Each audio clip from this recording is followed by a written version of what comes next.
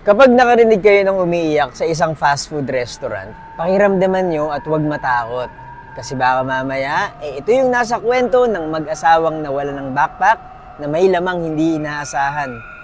Story time. Kwento to ng kaibigan ko at totoong nangyari sa kanila isang araw na kumakain sila sa isang fast food restaurant. Pasintabi lang dahil sensitive ang kwento na to sa ibang tao. Tawagin natin yung kaibigan ko sa pangalang Marky at ang asawa niya sa pangalang Trina. Isang araw, sobrang lungkot nila kaya naisipan nilang kumain sa paborito nilang fast food restaurant. Bukod sa kalungkutan, meron ding dala si Trina na backpack na iniingatan nila. Ito yung dahilan kung bakit miserable ang mag-asawa at ang hindi nila alam, mawawala ang iniingatan nilang bag. Ako nga pala si Buji at mahilig ako mag-story time. Kung di nyo pa ako pina-follow follow nyo na ako.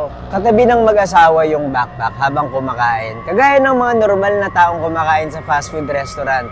Hanggang sa isang beses, may lumapit sa kanilang isang lalaki. Maya-maya, bigla niyang hinablot yung backpack, tapos tumakbo palayo dun sa mag-asawa. Sa sobrang gulat ni Marky at Trina, hindi sila nakakilos.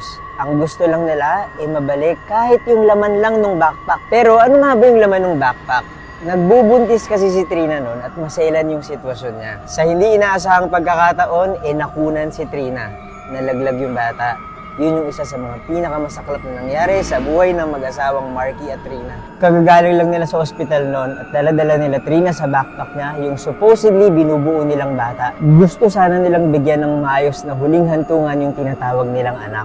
Pero ninakaw sa kanila yung backpack. Ano kaya yung pakiramdam nung magnanakaw pagkabukas niya ng backpack ni Trina? Matagal na to nangyari at nakamove on na yung mag-asawa. Binibiro na nga nila kami na baka daw pagpunta namin dun sa restaurant kung saan nawala yung backpack nila, may marinig kaming batang umiiyak. Kaluluwa raw yun yung tinatawag nilang anak.